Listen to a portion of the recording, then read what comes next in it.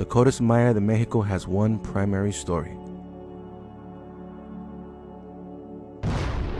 It records the complex movements of the planet Venus across its 4 cycles. The Codex records 65 complete Venus cycles, which takes a total of 104 years. Now, each phase of the Codex represents the beginning of one of the 4 phases of the Venus cycle with a series of dates. The Mayans tracked many planets, but Venus was especially important to Mesoamericans because it's the closest planet to Earth, and when visible, it's the brightest object in the sky, not counting the sun or the moon. The Codex Maya tracks the 4 cycles of Venus, which are 1. The morning star, where Venus rises before the sun in the east for 236 days. 2. Superior conjunction. It's when Venus is behind the sun and is not visible for 90 days. 3.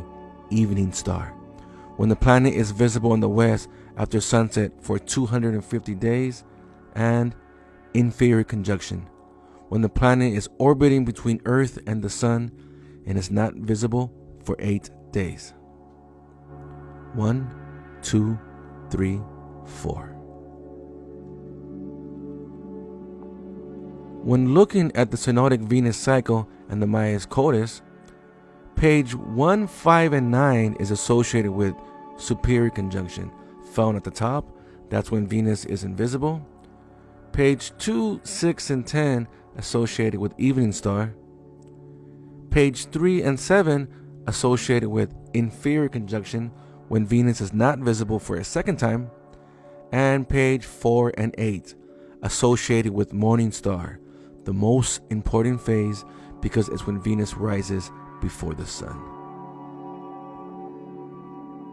When the Greeks tracked Venus, they actually thought Venus was 2 separate planets.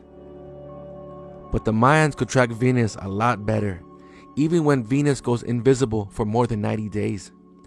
They knew Venus was only one planet, because the Maya were expert astronomers. Now, let's break down the Codex Maya de Mexico. Page 1 begins with the date 1 Can, which is actually now missing, and marks superior conjunction, or the 90-day period when Venus disappears behind the sun. This date is governed by the Maya god of lightning, Gawil. He's shown here with a long snout, human-like teeth, standing triumphantly over a captive.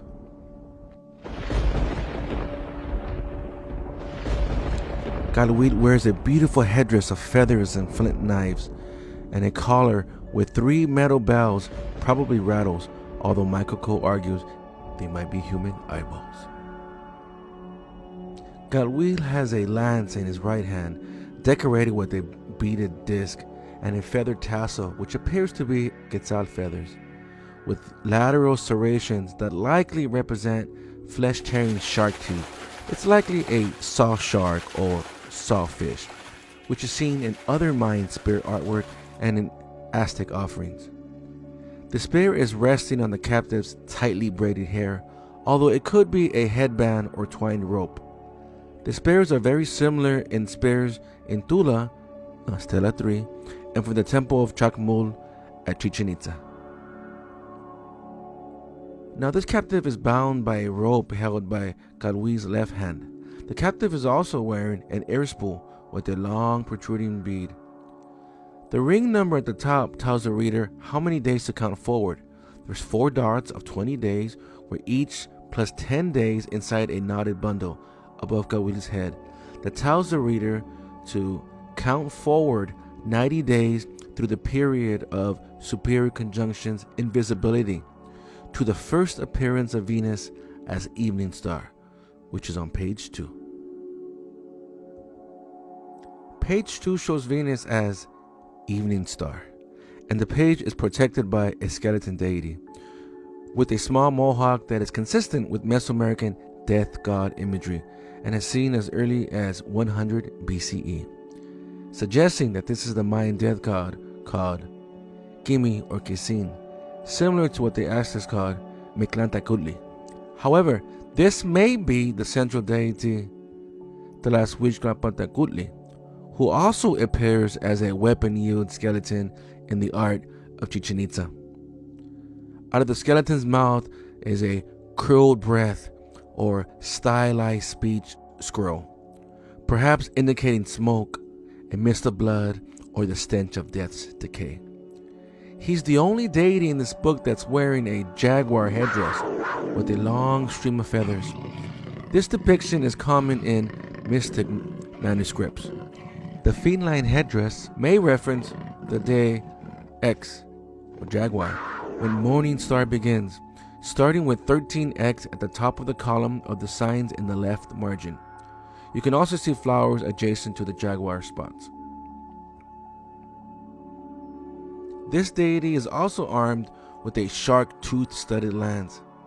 And as is, he essentially appears as a Toltec warrior, just like the massive Atlantean columns atop Pyramid B at the city of Tula.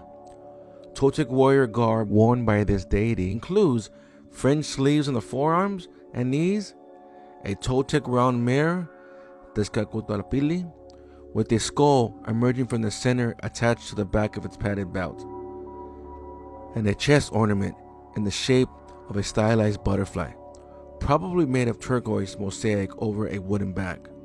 And you can also see the stylized butterflies on the Toltec warrior on the left.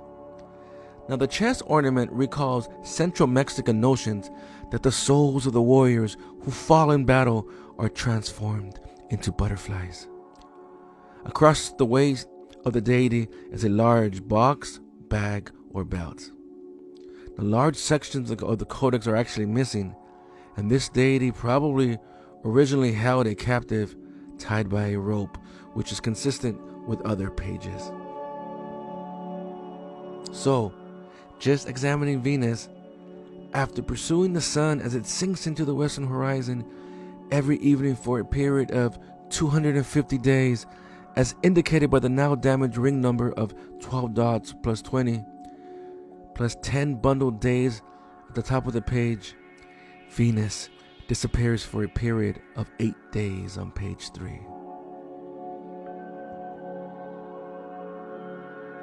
On page 3, the deity that oversees the crucial phase of inferior conjunction in the Venus cycle has one of the most elaborate headdresses of the book, and may represent the head of the feathered serpent, or supernatural embodiment of the wind, that is closely linked to the god Quetzalcoatl. And if true, this page may represent the 8 days that Quetzalcoatl spent in the underworld fashioning weapons after his death and expulsion from the city of Tula, before re-emerging on the eastern horizon as a terrifying war god, the morning star, Tlahuichcalpantecutli. The deity wears a beaded gold disc on his shoulders and holds a rope attached to a captive, restrained by the lance we've seen in previous pages.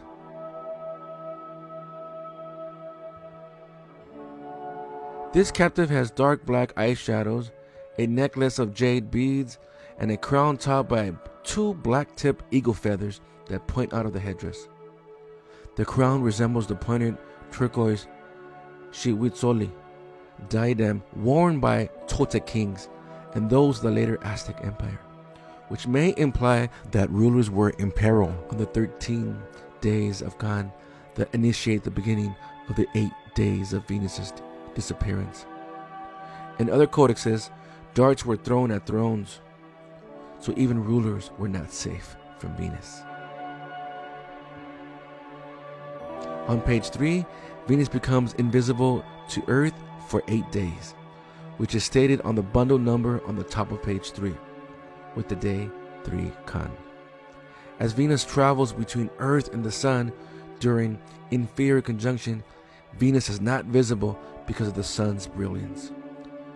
Now, counting forward 8 days from the given dates in the left margin, Venus reappears as morning star on page 4.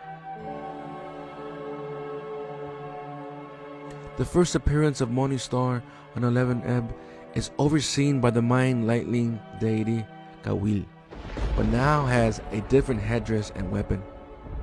He wears a floral headband and a trailing stream of quetzal feathers. His collar is decorated with round bells or jewels. He wears the knee ruffs of a Toltec warrior, with what is probably a coyote's tail on the left knee. In most Mayan art, Calhuil often appears as a personified axe wielded by rulers, with a smoking stone blade projecting from his forehead and a long leg that terminates in the head of a serpent that serves as the handle. This Calhuil lacks both the serpent foot and the forehead axe blade, but has the long curved snout typical of later representations. Of what we can see of the captive, he's bound by a twisted rope held in Calhuil's left hand, along with a long hair or headdress. The captive could be the May Maiz god, whose long, sinuous head is an ear of corn. The ring number at the top of the page tells the reader to count forward 236 days from the first appearance of Morning Star on the ebb dates to the beginning of the superior conjunction invisibility period that begins on the next page. Now here on page 5, Venus disappears at superior conjunction beginning on the day 13 Lammat, and is overseen by a deity that wears a distinctive headdress of a double-headed snake bound by a knot. These serpent headdresses often appear on female Mesoamerican art figures, but this deity is highly likely a male solar deity, according to Michael Cole et al. The large nose of this deity is a sign of old age in Mayan artwork, and it appears on Mayan sun gods, and the double line framing the mouth also appears on other Mesoamerican solar beings that you can see here on page 5. This deity holds a spear thrower in one hand, an atlat, and a bundle of darts and a round shield in the other. The center of the shield may have a style-like face, or more likely is the number 7, a bar with 2 dots. This symbol also records shields by classic Mayan rulers that bear the face of the jaguar, god of the underworld. There's no captive on this page, but the deity has hit the temple on the left with a burning dart, and you can see it here lodged on the steps, usually read as a sign of conquest. The floral elements on top of the structure suggest that this is the eastern house of dawn, the abode where the rejuvenated morning sun emerges. So having struck the temple with a celestial dart as Venus and the sun come into alignment, the god of nighttime sun accompanies Venus as it disappears in superior conjunction. Counting forward 90 days, 4 counts of 20 days plus 10 bundle days, with the ring number framed by the snake's headdress, Venus reappears as evening star on page 6. Page 6, the first appearance of evening star on 12 Etznab is represented by another skeletal deity. The deity is armed with a jagged-edged stone blade, likely obsidian, and you can see the prisoner's head has been completely cut off. There's dripping blood as the deity lifts the head. You can see another flint knife comes through the nose of the deity, a feature that appears with the death deities in Toltec and Mexica imagery, including the Venus god Tlahuixcapantlacultli and the central Mexican lord of the underworld, Mictlantecuhtli. The squiggly lines on the legs indicate bones. This deity wears a knotted headdress with a collar of metal bells that we've seen earlier, including the round Toltec-style mirror that he wears on the back. A human heart appears on the front of the belt. He also has knotted paper streamers on the knees and ankles. The victim has a clear curling band around their eyes, and their eyes bruised and has long hair. Including the deities on page 2 and 10, the Codex Maya de Mexico now warns that the first appearance of evening star is a particularly dangerous and terror-inspiring event.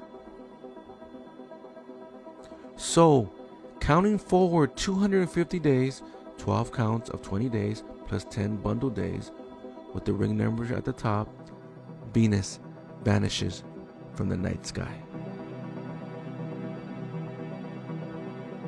Page 7 begins on the date Tulamat. This deity stands before a tree whose branches produce round jewels instead of fruit. The tree has a face, referred to as the Shiner by scholars, and it is a personification of the Mayan concept of sacredness and celestial brilliance, known as Ku. The deity is wearing a headdress with 3 long eagle feathers up front and curving quetzal feathers, as well as a Toltec style fringed arm and knee bands with the coyote tail streamers. The deity is also wearing a necklace widely popular among Toltec art and decorated with the same motif as the shield held on page 5, and is either a face or the number 7. The headdress might be a stylized representation of the descending bird worn on the brow of central Mexican fire deity Huitzilopochtli, who appears launching morning star darts from the Venus pages of the Dresden Codex. There is a cloth in his left hand, which deities from Tula and Chichen Itza wear. This page marks the 8-day invisibility of Venus at inferior conjunction. After counting 8 days forward from the dates on the left, with the ring number at the top of the scene, Venus reemerges as morning star on page 8.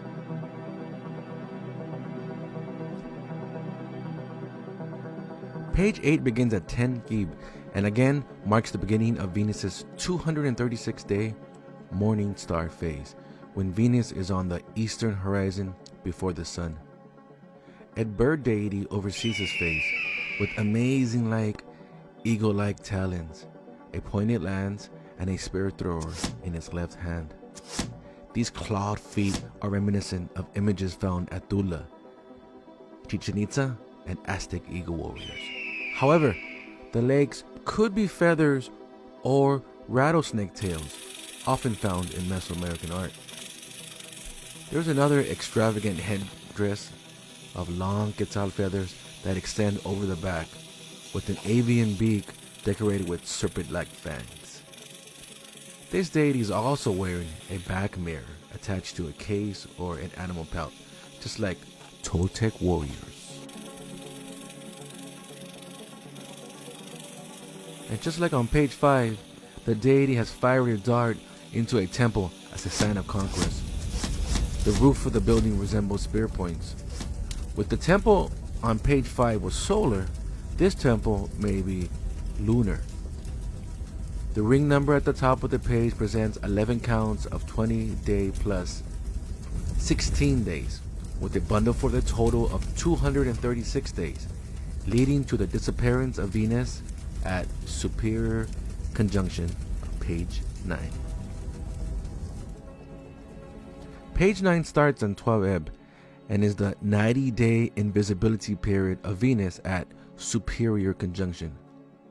It's overseen by a deity with 2-pronged headdress. His nose appears larger, which is common of older age in Mayan art, like on page 5. And the main image is likely a mountain deity that was virtually unknown when the book was found. Now the prominent 2-pronged headdress curls back of his head as personifies mountain in Maya imagery and envisioned as human-made mountains. The earliest known human-made mountain in Mayan art is 400 BCE. Since the Codex Maya of Mexico was rediscovered, other examples of this deity have been discovered in a mirror at Tancach, Quintana Roo, which confirms the small circles on his headdress represent maize. This theme reflects widespread Mesoamerican myths where a deity uses lightning to open a mountain that contains maize. He holds a round stone in his left hand, which is a symbol of punishment in Mesoamerica, and probably refers to earthquakes and or rock slides. It appears the captive is lifted off the ground by the deity, and he has an aquatic bird on his head and wears an ornament around his neck that relates to bread and wind. Now, 90 days after the disappearance of Venus, in this instance governed over by an ominous mountain deity, the planet reappears as evening star on page 10. Now, the last page is the most damaged page. Page 10 would have originally marked the first appearance of Venus as evening star, beginning on the date 11 Eq. Page 10 is guided by a skeleton deity. He carries a spear and a round shield with a skull on it. On his knees are sacrificial, triple-stacked paper knots that allude to his deathly nature. He has an awesome bird headdress with a long hook beak, which is probably a vulture. He also wears jewelry, a round ear ornament, and 3 metal bells. He also has obsidian sandals.